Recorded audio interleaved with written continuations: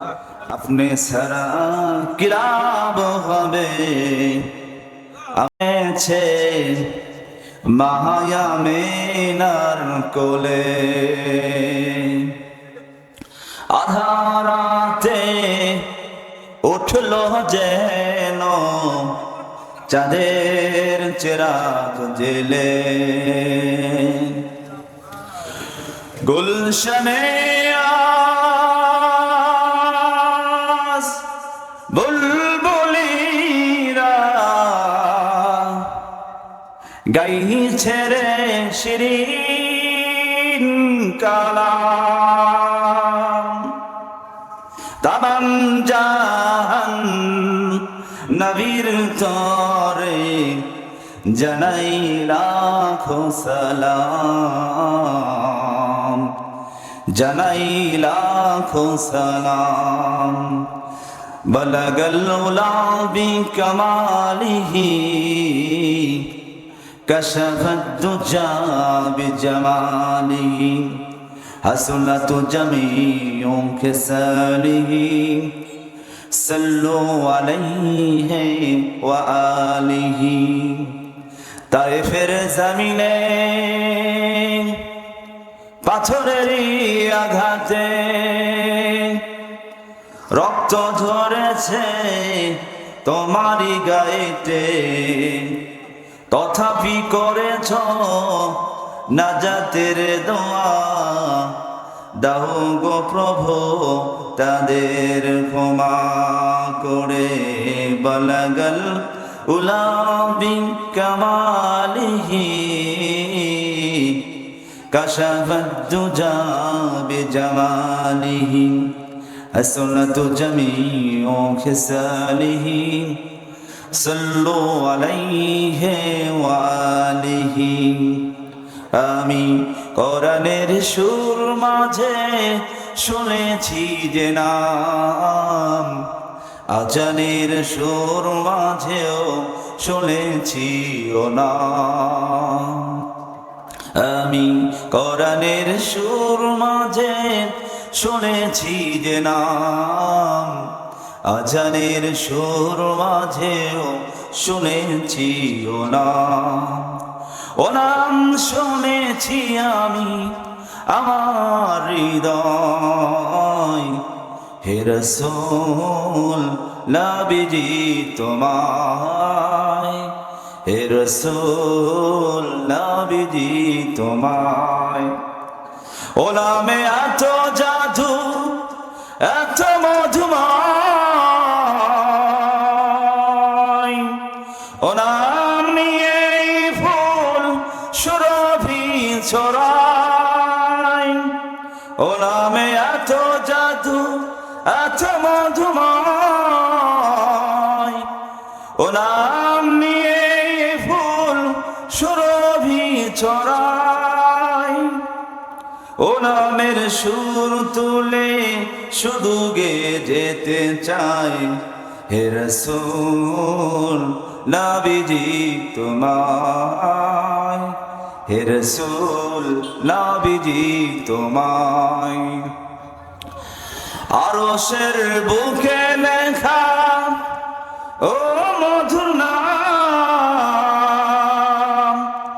তামাম আলম কুল জানাই সালাম ও নাম ব্যথিত মানবতা খুঁজে ফিরে হায় হে রাসূল নবীজি তোমায় হে রাসূল নবীজি তোমায় আল্লাহকে যারা ডাকিবে ভাবে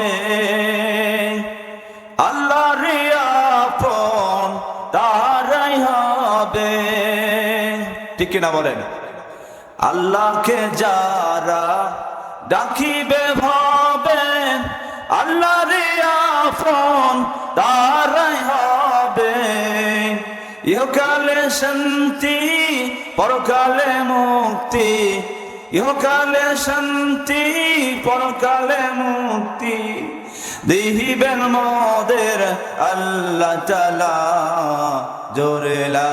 এই সকল বান্দাদেরকে দুটা শাস্তি দান করবেন, যার দুটা শাস্তির মধ্যে একটা শাস্তি হবে এই দুনিয়ায় তার জীবনে কোনো বরকত থাকবে না, তার জীবনে কোনো শান্তি থাকবে না, তার জীবনটা হবে সংকীর্ণ জীবন। তার পারিবারিক ভাবে সে সমস্ত বিভিন্ন টেনশনে ভুগবে, অশান্তিতে ভুগবে। তার কোটি কোটি টাকা থাকতে পারে, কিন্তু আল্লাহ রাব্বুল আলামিনের কোরআন কারীমের মাহফিল থেকে, কোরআনকে প্রতিষ্ঠা করার আন্দোলন থেকে যারা বেমালুম গাফিল থাকবে, উদাসীন থাকবে, ভুলে যাবে, আল্লাহ রাব্বুল আলামিন এই দুনিয়ায় তাদেরকে সংকীর্ণ দান করবেন। জোরে বলুন নাউজুবিল্লাহ। আর 2 নম্বর শাস্তি হচ্ছে কিয়ামতের ময়দানে আল্লাহ রাব্বুল আলামিন এই সমস্ত ব্যক্তিদেরকে আল্লাহ তাআলা অন্ধ করে উঠাবেন। জোরে বলুন নাউজুবিল্লাহ। ক্বালা রাব্বি লিমা হাশারতানি আ'মা। সেদিন এই সমস্ত ব্যক্তিরা বলবে, আল্লাহ রাব্বুল আলামিন, দুনিয়ার বুকে আমরা তো চক্ষুষ্মান ছিলাম, আমরা দেখতে পাইতাম, আজকে হাসরের ময়দানে, কিয়ামতের ময়দানে আমাকে কেন অন্ধ করে উঠালে, কানা করে উঠালে, আমরা কেন দেখতে পাই না? সেদিন আল্লাহ রাব্বুল আলামিন বলবেন, হে আমার বান্দা, দুনিয়ার বুকে কোরআনের আইন বাস্তবায়ন করার জন্য তুলাসুন পশ্চিম পরগনা ফরকানিয়া মাদ্রাসার উদ্যোগে মাহফিলে মিথ্যা বেহুদা অনর্থ কথাবার্তা বলে কাটিয়ে দিয়েছ সময়। মেলার মধ্যে বন্ধু বান্ধব চাষ চলে, বাড়িতে লেপের তোলায় গল্প গুজব করে কাটিয়ে দিয়েছ, কোরআনের বেহেশতের বাগানে হাজির হও নাই। আমি এই জন্যই আজকে এই কিয়ামতের ময়দানে তোমাকে অন্ধ করে উঠাইছি। জোরে বলুন নাউজুবিল্লাহ। সম্মানিত হাজিরিন, আমি আপনাদেরকে মাহফিল কমিটির পক্ষ থেকে অনুরোধ করছি, আল্লাহ এবং তার রাসূলের পক্ষ থেকে আপনাদের দাওয়াত দিচ্ছি, আপনারা যে যেখানে থাকুন না কেন, এখনই মাহফিলের প্যান্ডেলে এসে বসে যান। আল্লাহ নবী বলেছেন, ওয়াল আজিজু মান বানাসাহু হাওয়া আল কাইসু মান দানা নাফসাহু ওয়াল কাইসু মান দানা নাফসাহু ওয়া লিমা বাদাল মাউত ওয়া মিন লিমা বাদাল মাউত। আল্লাহ নবী বলেছেন, ওই ব্যক্তি জ্ঞানী, ওই ব্যক্তি বুদ্ধিমান, যে ব্যক্তি মৃত্যুর পরবর্তী জীবনের জন্য আমল করে। জোরে বলুন সুবহানাল্লাহ। এই দুনিয়াটা কোনো শান্তির ভোগ বিলাসিতার জীবন নয়, এই জীবনটা হচ্ছে আমার হায়াতুদ দুনিয়া ইল্লা মাতাউল গুরুর। এই দুনিয়াটা হচ্ছে ক্ষণস্থায়ী ছলনার জায়গা। সুখ পাবো বলে কিন্তু সুখ পাবেন না। কারণ আল্লাহ রাব্বুল আলামিন এই দুনিয়াটাকে আদনা শব্দ দ্বারা গঠিত করেছেন, বানিয়েছেন। আদনা হচ্ছে কিছুই না। আল্লাহ রাসূল সাল্লাল্লাহু আলাইহি সাল্লাম এই দুনিয়ার সংজ্ঞা দিতে গিয়ে তিনি বলেছেন, অনন্ত আকাশে অনন্ত একটি ছোট্ট ক্ষুদ্র মাছি থেকে, তার ডানা থেকে যদি কিছু পালক খণ্ডের কিছু অংশ খসে পড়ে, আল্লাহ রাব্বুল আলামিন ওই পালক খণ্ডের কিছু অংশের যে মূল্য রয়েছে আর তার চাইতেও এই দুনিয়ার দাম আল্লাহ রাব্বুল আলামিনের কাছে নাই। যদি বলেন না নাউজুবিল্লাহ। আমরা এই দুনিয়াকে ধরে রেখেছি, আমরা অনেক কিছু একটা ভোগ করে জায়গা। আমরা মনে করেছি যে আমাদের মৃত্যুতে এখন অনেক দেরি রয়েছে, আমরা আরো অনেক দিন বাঁচবো, কিন্তু নিঃশ্বাসের কিন্তু কোনো বিশ্বাস রয়েছে? নিঃশ্বাসের কোনো বিশ্বাস নেই। আল্লাহ রাসূল সাল্লাল্লাহু আলাইহি সাল্লাম বলেছেন, তোমাদের মধ্যে থাকে নির্বোধকে। আল্লাহ নবী বলেছেন, ওয়ালা জিজু মান আদবানা সাওয়া ওয়া তামান্না আলাল্লাহ। আল্লাহ নবী বলেছেন, তোমাদের মধ্যে ওই ব্যক্তি বোকা, ওই ব্যক্তি নির্বোধ, যে ব্যক্তি মন যাহা চায়, নফস যাহা চায়, সেই মোতাবেক কাজ করে, সেই মোতাবেক চলে, আর মনে মনে আশা করে আমি তো মুসলমান, আমি অবশ্যই জান্নাতে চলে যাব। নাউযুবিল্লাহ বলেন। আমাদের অন্তরে রসে ধরা দেয় যে আমরা তো মুসলমান, কালেমা পড়বো, তওবা করবো, একটু বৃদ্ধ হোক, মাথা চুল পাকুক, দাড়ি পাকুক, আর আমরা তওবা করে একবার আল্লাহ তাআলার জান্নাতে চলে যাব। যেমন নাউযুবিল্লাহ। দুনিয়ার বুকে কোন কামলা চাকর যদি কোনো মনিবের বাড়িতে কাজ না করে, কাজ না করার পরও যদি সে যদি বলে মুনিব আমাকে আমার পারিশ্রমিক দাও, সে মুনিব কি সেই চাকরকে সেই কামলাকে পারিশ্রমিক দিবে। তেমনি আল্লাহ রাব্বুল আলামিন এই দুনিয়ায় আমাদেরকে পাঠিয়েছেন তা দাসত্ব গোলামি করার জন্য। গোলামি বাদ দিয়ে আল্লাহ রাব্বুল আলামিনের ইবাদত বাদ দিয়ে, বন্দেগী বাদ দিয়ে, আমল বাদ দিয়ে যদি আমরা জান্নাতের আশা করি, আল্লাহ রাব্বুল আলামিন আমাদের কি জান্নাত দান করবেন? করবেন না। সুতরাং যারা আমরা বেহেশতের জান্নাতের আশা করি তারা আমরা বোকার মধ্যে রয়েছি। আল্লাহ রাব্বুল আলামিন এই দুনিয়ায় আমাদের পাঠানোর একটা উদ্দেশ্য হচ্ছে আল্লাযী খালাকাল মাউতা ওয়াল হায়াতা লিয়াবলুয়াকুম আইয়ুকুম আহসানু আমালা। আল্লাহ রাব্বুল আলামিন তিনি সেই মহান সত্তা, তিনি ঘোষণা করতেছেন আমি তোমাদেরকে এই দুনিয়ার হায়াত ও মৃত্যুর মাঝামাঝি সময়ে কে কত আইয়ুকুম আহসানু আমালা সুন্দর আমল করতে পারে, কাজ করতে পারে, এই জন্য পরীক্ষার স্থান হিসেবে আমাদের পাঠিয়ে দিয়েছেন। সুবহানাল্লাহ। এই দুনিয়া কি খাওয়া দাওয়া ফুর্তি করে দুনিয়াটা নষ্ট করে, সেই জন্য এই দুনিয়া কি? সম্মানিত ভাইরা, আমার মা বোনেরা, এই দুনিয়াটা হচ্ছে আমাদের জন্য সংকীর্ণ জীবন। এই দুনিয়ার নিঃশ্বাসের কোনো বিশ্বাস নাই। এই দুনিয়াতে আমরা এসেছি আল্লাহ রাব্বুল আলামিনের পরীক্ষায় পাশ করার জন্য। কে কত সুন্দর আমল করতে পারে, কাজ করতে পারে, তার জন্য পরিচিত করা।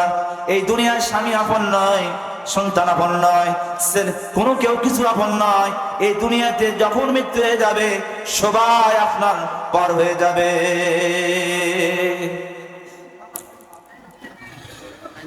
আল্লাহ রাব্বুল আলামিন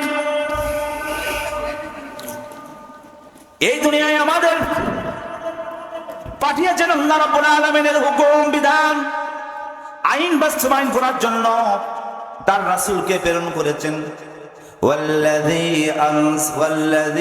আরসালাহু বিল হাক্কি বিল হুদা আরসালাল্লাযী আরসালাহু বিল হাক্কি বাস। আল্লাহ রাব্বুল আলামিন রাসূলকে পাঠানোর একমাত্র উদ্দেশ্য হচ্ছে তার হাবিবকে পাঠিয়েছেন বিল হুদা, হেদায়েত দিয়ে পাঠিয়েছেন এবং সত্য কিতাব দিয়ে পাঠিয়েছেন, আল কোরআন দিয়ে পাঠিয়েছেন। লিইয়ুযহিরাহু আলাদ-দ্বীন, দুনিয়ার সমস্ত মতবাদের উপরে, সমস্ত ধর্মের উপরে একমাত্র ইসলামকে বিজয়ী করার জন্য আল্লাহ রাব্বুল আলামিন পাঠিয়ে দিয়েছেন। আলাদ-দ্বীনি কুল্লিহি ওয়ালাউ কারিহাল কাফিরুন। এই আয়াতটি আল্লাহ রাব্বুল আলামিন তিনটা সূরার মধ্যে আল্লাহ রাব্বুল আলামিন নাযিল করেছেন। কাফির মুশরিকরা যদি ইসলামের প্রতি চলার জন্য, ইসলামকে বিজয়ী করার জন্য, ইসলামী আইন বাস্তবায়ন করার জন্য আল্লাহ রাব্বুল আলামিন এই যে নির্দেশ দান করেছে, কাজ করতে যায় যে যদি কাফের বেঈমান মুশরিকরা যদি নারাজ হয়ে যায়, অসন্তুষ্ট হয়ে যায়, তাও কিছু করার নেই। তবু মুমিনদেরকে ঈমানের পরীক্ষায় দিতে হবে। জোরে বলুন ঠিক কিনা? আল্লাহ রাব্বুল আলামিন যুগে যুগে ইসলামী আন্দোলনে কর্মীদের ত্যাগ কুরবানি পরীক্ষা আল্লাহ রাব্বুল আলামিন নিয়েছেন। এই জন্য কোরআন কারীমে আল্লাহ রাব্বুল আলামিন বলেছেন আম হাসিবতু আন তাদখুলুল জান্নাতা ওয়ালাম্মা ইয়াতিকুম মাসালুল লাযীনা খালাউ মিন ক্বাবলিকুম। আল্লাহ রাব্বুল আলামিন বলেছেন তোমরা কি মনে করে নিয়েছো যে তোমরা অতি সহজেই জান্নাতে যাবে? ওয়ালাম্মা ইয়াতিকুম মাসালুল লাযীনা খালাউ মিন ক্বাবলিকুম। অথচ এখন পর্যন্ত তোমাদের উপর, তোমাদের পূর্ববর্তীর ন্যায় বিপদ আবর্তিত হয় নাই। মাসাদুহুমুল বাসাআ ওয়াদ-দারা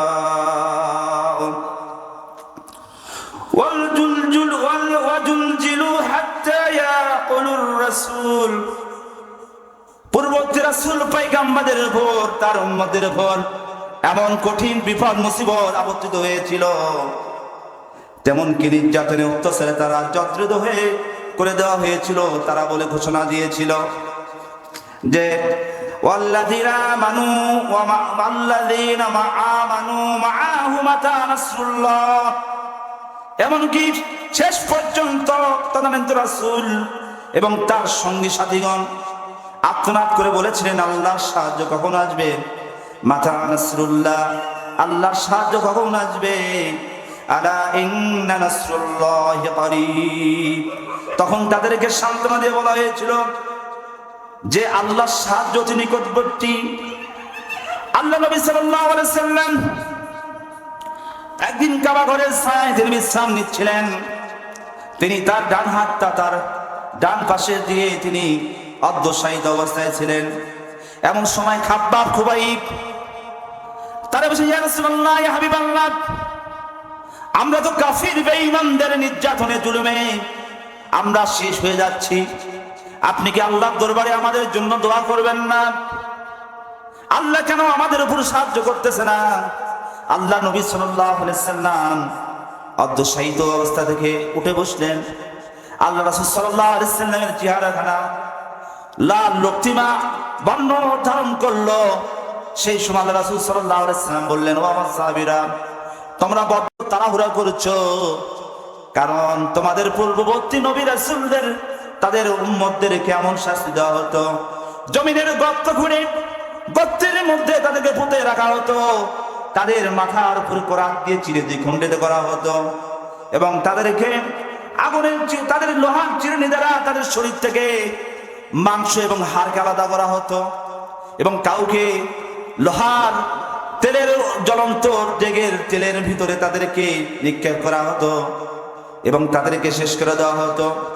আমার সাহাবীরা, এমন এক সময় আসবে সানা থেকে হাজরা মাউত পর্যন্ত যে জায়গাটা বর্তমান বিজ্ঞানীরা গবেষণা করে দেখেছেন 1200 কিলোমিটার, মক্কা থেকেও 1200 কিলোমিটার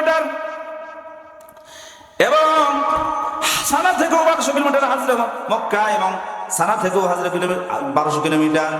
আল্লাহ রাসূল সাল্লাল্লাহু আলাইহি সাল্লাম তিনি ঘোষণা দিলেন, আমার সাহাবীরা, এই 1200 কিলোমিটারের মধ্যে একজন পূর্ণ যৌবনা নারী তার সৌন্দর্যের পশ্চা নিয়ে সে চলে যাবে, তার মনে কোনো ভয় থাকবে না একমাত্র আল্লাহর ভয় ছাড়া, আর তাকে কোন নেকড়েবাজ অথবা হিংস্র প্রাণী ছাড়া কেউ তাকে তার চুল পরিণত স্পষ্ট করবে না। জোরে বলুন আল্লাহু আকবার। সম্মানিত ভাইরা, জুলুম নির্যাতনের পরে আল্লাহ রাব্বুল আলামিন একটা সমাজ রাষ্ট্র আবর্তিত করে দেন। সেই সমাজের আল্লাহর রহমত বরকত বর্ষিত হয়ে যায়, আর সেই সময়ের পরেই আসে শান্তি। আর সেই সময়ের পরেই যদি বান্দারা কোরআন হাদিস থেকে গাফিল হয়ে যায়, তাহলে আল্লাহ রাব্বুল আলামিন ওই সমাজের সবচেয়ে বড় জালেম, মিথ্যুক, সন্ত্রাসী, নৈরাজ্যবাদীদেরকে রাষ্ট্রের ক্ষমতায় বসায় দেন। জোরে বলুন নাউজুবিল্লাহ। বাংলার জমিনে 90% মুসলমান থাকার পরেও, এই দেশে 90% মুসলমান থাকার পরেও 54 বছরে আল্লাহর কোরআনকে আমরা রাষ্ট্র ক্ষমতায় কখনো পাশ করতে পারি নাই, আদিষ্ট করতে পারি নাই। কারণ আমাদের ভিতরে দলাদলি বিভিন্ন ধরনের, আমরা ফতুয়ার সন্ত্রাসী স্বীকার করি। যারা চাঁদাবাজ সন্ত্রাস বাটপার তাদের বারবার ক্ষমতায় ভোট দিয়া নির্বাচন করে ক্ষমতার চেয়ারে বসায় দেই। আর আমরা বলি যে এই দুনিয়ায় যে দল আসবে সেই দলই মানে এই দেশটাকে তারা চুরি চামারি চাঁদাবাজি করবে। কিন্তু না, আল্লাহ রাব্বুল আলামিন তার কোরআনের বিধান কায়েমের জন্য এদেশে ইসলামী দল রয়েছে, আর তাদেরকে যে বিধান দেয় সেই মোতাবেক তারাই জমিনে আল্লাহর কোরআনের আইন বাস্তবায়ন করতে চায়। আর আল্লাহর কোরআনের আইন বাস্তবায়ন করার জন্য কে কে আছেন? তাদের হাত তোলেন। নারায়ে তাকবীর, নারায়ে তাকবীর। আসুকো না যত বাধা, যত ঝড় সাইক্লোন, রাসূলের পথে মোরা চলবই। এ জীবন বাজি রেখে দিনের নিশান মোরা বাংলার আকাশে মোরাবই। আসুকো না যত বাধা, যত ঝড় সাইক্লোন, রাসূলের পথে মোরা চলবই। এ জীবন বাজি রেখে দিনের নিশান মোরা বাংলার আকাশে মোরাবই। মোরা বাতিলের মুখোমুখি দাঁড়িয়ে আল্লাহু আকবার বলবো। আসুকো না যত বাধা, যত ঝড় সাইক্লোন, রাসূলের পথে মোরা চলবই। এ জীবন বাজি রেখে দিনের নিশান মোরা বাংলার আকাশে ওড়াবো। ঠিক কিনা বলেন? বাতিলের বাধা আসলে কি আমরা দমে যাবেন, ভয় পাবেন? তাগুত বাতিলদের থেকে আল্লাহ রাব্বুল আলামিন বাতিলদেরকে বর্জন করার নির্দেশ দিয়েছেন। সমস্ত নবী আলাইহিস সালামদের দাওয়াত ছিল একটাই, আনি উবুদুল্লাহ, একমাত্র আল্লাহ তাআলার ইবাদত দাসত্ব গোলামি করবে। ওয়াস্তানিবুত তাগুত, এবং তাগুতদেরকে তোমরা বর্জন করবে। তাগুত কারা? যারা তাগুত তারাই যারা আল্লাহর কোরআনের আইন বাদ দিয়ে নিজস্ব আইন তৈরি করে নিজেরাও মানে এবং অপরকে মানতে বাধ্য করে, তারাই হচ্ছে তাগুত। এই 90% মুসলমানের দেশে কি আল্লাহর কোরআন আইন চলে? বরং যারা আল্লাহর কোরআন আইন বাস্তবায়ন করার জন্য কাজ করে, চেষ্টা করে, তাদেরকে রাজাকার, উগ্র, সন্ত্রাসী, জঙ্গি বলে আখ্যায়িত করে মিথ্যাবান চালিয়ে তাদেরকে সমাজের লোকদের কাছে তারা প্রপাগান্ডা ছড়ায়া দেয়। কিন্তু আল্লাহ রাব্বুল আলামিন এইবারে 12টা কওমের 5টা ইসলামী দলকে একত্রিত করে আল্লাহর কোরআন আইন বাস্তবায়ন করার জন্য 12 দলীয় জোট তৈরি করে দিয়েছেন। জোরে বলুন আল্লাহু আকবার। আপনারা কি কোরআনের পক্ষে থাকতে চান? মহাকবি আল্লামা ইকবাল রহমতুল্লাহ আলাইহি যিনি ঘোষণা দিয়েছেন, বাতিল সে দবনে ওয়ালে, বাতিল সে দবনে ওয়ালে आसमाए नहीं हम, बातिल से दबने वाले आसमाए नहीं हम, सबर कर चुका है तू इंतहाम हमारा। আল্লাহু আকবার। বাতিলের রাঙানো চক্ষু খেয়ে আমরা ভয় করি না। তোমরা যত ভয় দেখাও, আমরা একমাত্র আল্লাহ তাআলা ছাড়া কাউকে ভয় করি না।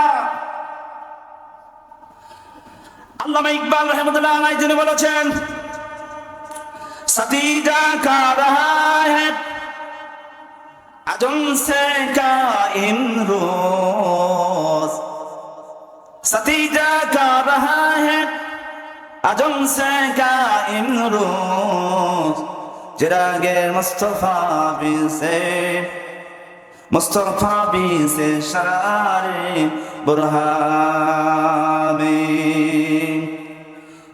সেই দিন হতে আবু জাহেলের গোষ্ঠীরা কোরআনকে পৃথিবীর বুক থেকে নিচ্ছিন্ন করে দেওয়ার জন্য কত চক্রান্ত করেছেন, কত কৌশল খেলিয়েছেন। কিন্তু আল্লাহ রাব্বুল আলামিন তার পবিত্র কোরআন কারীমকে যতই তারা নিভিয়ে দেওয়ার চেষ্টা করেছেন, কিন্তু আল্লাহ রাব্বুল আলামিন পবিত্র কোরআন কারীমকে ততই বজ্রিত করে দিয়েছেন। জোরে বলুন সুবহানাল্লাহ। বাতিলের যতই চেষ্টা করুক, কৌশল করুক, জুলুম, নির্যাতন, নিষ্ঠুরতা, মধ্যে মুজাহিদ ইমানদার, তাওহীদ ইমানদার কখনো বন্দুকের সামনে, বুলেটের সামনে, কামানের সামনে তারা ভয় করে না। সম্মানিত ভাইরা,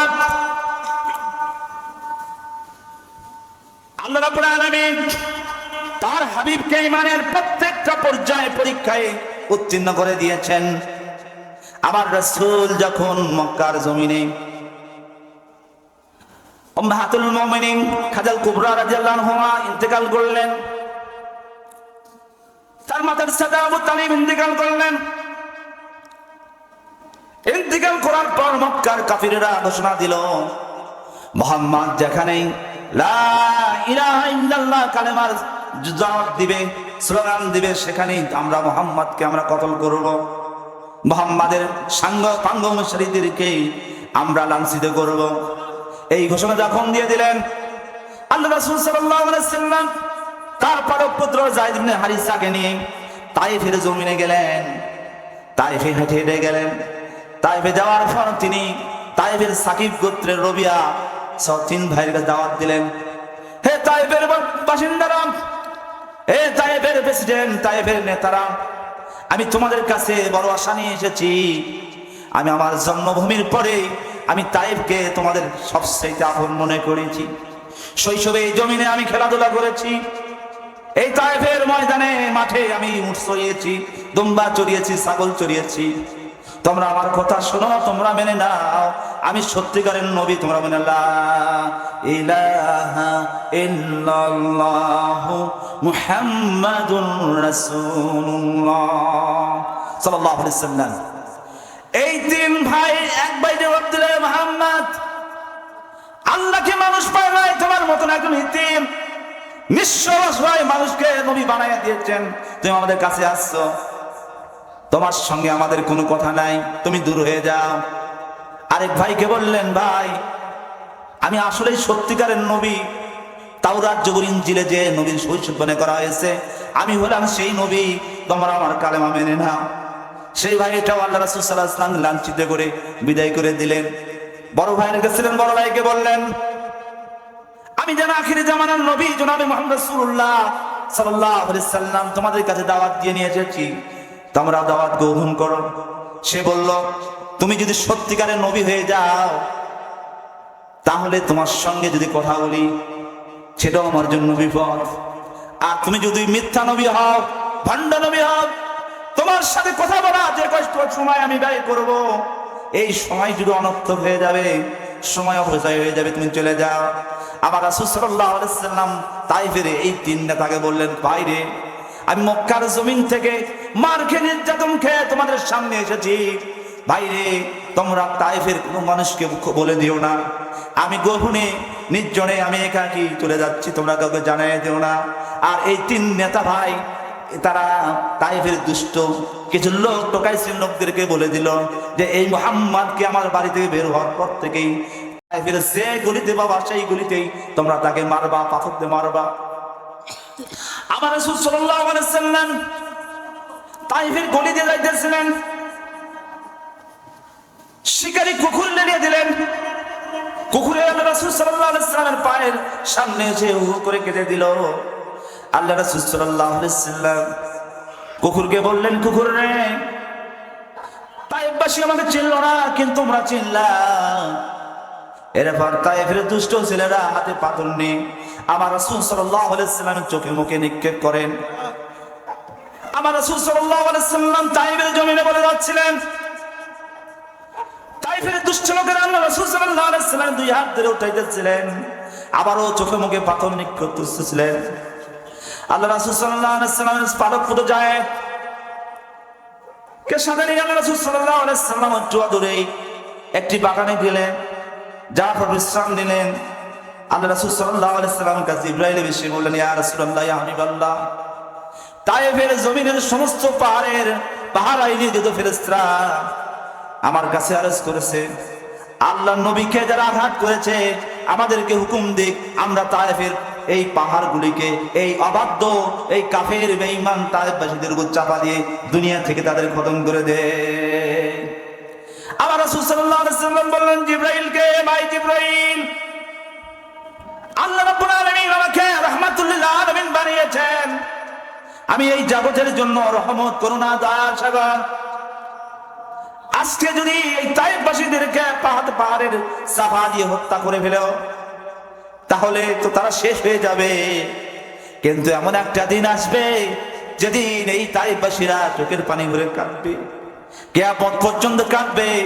আল্লাহর নবী, আখির জামানার নবী, ইমামুল মুরসালিন জনাবে মুহাম্মদ রাসূলুল্লাহ সাল্লাল্লাহু আলাইহি ওয়াসাল্লাম আমাদের কাছে দাওয়াত নিয়ে এসেছিলেন, আমরা দাওয়াত গ্রহণ করি নাই, বরং নবীর শানে আমরা বেয়াদবি করেছিলাম। আর সেই জন্য সেদিন তারা হাহুতাশ করে হতাশা করবে। আমার ভাই জিবরাইল, আমি রহমতের নবী হিসেবে এই কথা আমি কখনো তোমাকে অনুমতি দিতে পারি না। আল্লাহ নবী সাল্লাল্লাহু আলাইহি ওয়াসাল্লাম তাইফের বাগানে অবস্থান করলেন। বাগানের মালিক দূর থেকে লক্ষ্য করলেন, বাগানের মালিক তার চাকর আকদাসকে বললেন, এই দুই মুসাফিরকে একটু বাগানের আঙ্গুর এবং কিছু খাদ্য দাও। বাগান থেকে আঙ্গুর তুলে আমার রাসূলকে দেওয়া হলো। আবার রাসূল সাল্লাল্লাহু আলাইহি ওয়াসাল্লাম আঙ্গুরখানা হাতে নিয়ে বিসমিল্লাহির রহমানির রহিম বলে মুখে দিলেন। আকদাস নাম চাকরটি আশ্চর্য হয়ে গেলেন, তিনি বললেন, আমি তো আরবের মধ্যে কাউকে খাওয়ার শুরু করলেন, তুমি আমার ভাই এবং আল্লাহ নবীদের সাথে আল্লাহ নবীদের একটা যোগাযোগ থাকে, সম্পর্ক থাকে। আমি বুঝতে পেরেছি, আমি জানতে পেরেছি তুমি হলেন বনি ইসরাইলের একজন বংশধর, আর আমি নবী হয়ে এই জন্য খাবার শুরুতে বিসমিল্লাহির রহমানির রহিম খেলাম। লোকটি তখন অনুতপ্ত হয়ে বললেন, হে নবী, আপনি যদি আখিরে জামানের নবী হন তাহলে আমার হাতে আমাকে পড়ায় দেন কালেমা লা ইলাহা ইল্লাল্লাহু মুহাম্মাদুর রাসূলুল্লাহ সাল্লাল্লাহু আলাইহি ওয়াসাল্লাম। দূর থেকে বাগানের মালিক দেখার পর রাগান্বিত হয়ে তার চাকরকে ঘোষণা করলেন। আল্লাহ রাসূল সাল্লাল্লাহু আলাইহি ওয়াসাল্লাম তিনি মক্কায় ফিরে আসলেন। মক্কায় ফিরে আসার পর নিজের বাড়িতে তিনি রাত্রি যাপন করার মতন এত নিরাপত্তা মনে করলেন না। তিনি গাভা গৃহের পাশে উম্মে হানির গৃহে যায় বাড়িতে যে রাত্রি যাপন করলেন। আল্লাহ রাসূল সাল্লাল্লাহু আলাইহি ওয়াসাল্লামের সমস্ত শরীর পাথরের আঘাত থেকে রক্ত ঝরেছে। আল্লাহ রাসূল সাল্লাল্লাহু আলাইহি ওয়াসাল্লাম খুবই অসুস্থ রয়েছেন, ক্লান্ত রয়েছেন। আমার আল্লাহ রাব্বুল আলামিন জিবরাইল আমিনকে বললেন, হে জিবরাইল আমিন, তুমি চলে যাও নবীকে আমার সঙ্গে দিদার সাক্ষাৎ করানোর জন্য, আমার আরশে মোয়াল্লাকে ধন্য করার জন্য। আজকে রাতেই আমি আমার হাবিবকে মেরাজে নিয়ে আসতে চাই। বলুন সুবহানাল্লাহ।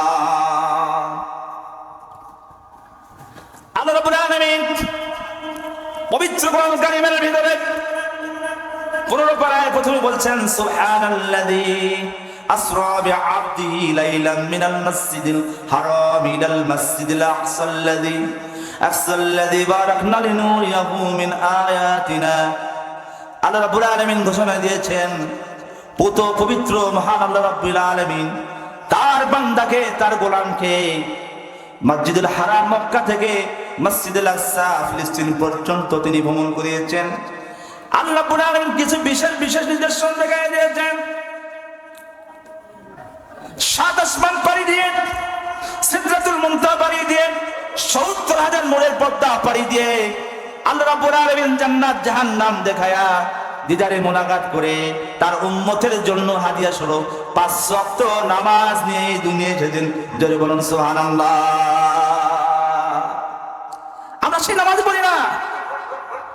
আল্লাহ রাব্বুল আলামিন নামাজের ব্যাপারে দেখানে বলেছেন, আকিমুস সালাত ওয়া আতুজ যাকাত, নামাজ পড়তেই হবে। আল্লাহর নবী বলেছেন, মান তারাকাস সালাত, যে ব্যক্তি ইচ্ছা করে নামাজ তরক করে নামাজ বাদ দেয়, মুতাআম্মিদান ফাকাদ কাফারা, সে ব্যক্তি স্বেচ্ছায় দিন থেকে বের হয়ে যায়, কুফরি হয়ে করল। লা সালাতা, যার নামাজ নাই, লা দিনা, তার দিন নাই, ধর্ম নাই, সে ব্যক্তি কখনো নিজেকে মুসলমান দাবি করতে পারে না। আপনি নামাজ পড়লেন না আর বলছে আমি তো মুসলমানের ঘরের সন্তান, আমার তো খাতনা করানো মুসলমান, আমি তো জান্নাতে যাবই। এত সহজ নয়। মামু বলে লাড্ডু নয় জান্নাতে যাওয়া। জান্নাতে যেতে গেলে ইমানের পরীক্ষায় উত্তীর্ণ যাবে।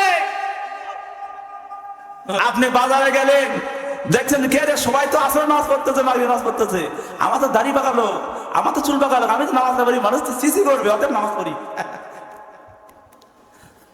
আল্লাহ রাসূল সাল্লাল্লাহু আলাইহি ওয়াসাল্লাম বলেছেন, যে ব্যক্তি এশা এবং ফজরের সালাত আদায় করল না, সে মুনাফিক। কিন্তু বর্তমান সময়ে কিছু কিছু নামাজি রয়েছে, তারা বলে যে আমরা গরমের সময় নামাজ পড়বো, শীতের মধ্যে নামাজ পড়বো না। আল্লাহ কি রহমান রহিম নয়? আল্লাহ কি দয়ালু নয়? আল্লাহর কাছে ক্ষমা চাইবো, আল্লাহ মাফ করে দিবে। নাউজুবিল্লাহ। ইচ্ছা করে, স্বেচ্ছায়, অলসতা করে আপনি পাপ করবেন আর আল্লাহ আপনাকে মাফ করবেন, এটা আপনার নফসের ধোঁকামি, এটা আপনার শয়তানি। নফস আপনাকে ধোঁকা দেয়, মন যাহা চায় সেই মতো আপনি কাজ করেন, ঠিক কিনা বলেন? আমি একটা হাদিস বলেছি, আল কাইসু মান দানা নফসাহু ওয়া আমিলা লিমা বাদাল মাউত। ওই ব্যক্তি বুদ্ধিমান যে ব্যক্তি মৃত্যুর পরবর্তী জীবনের জন্য কাজ করে।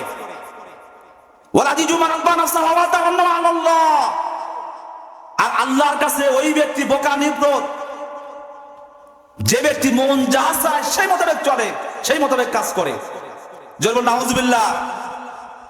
আমরা কি মন যাহা চায় সেই মোতাবেক কাজ করব না। সম্মানিত ভাইয়েরা,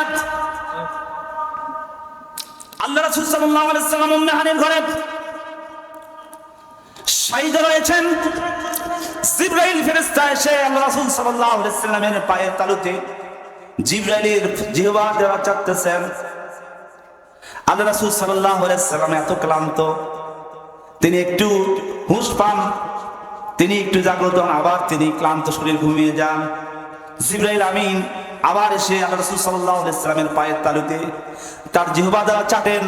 আল্লাহ রাসূল সাল্লাল্লাহু আলাইহি ওয়াসাল্লাম সুশ্রী পেয়ে আবার জাগ্রত হন। লাস্টের বেলা রাসূল সাল্লাল্লাহু আলাইহি ওয়াসাল্লামকে তিনি জাগালেন, সালাম দিলেন।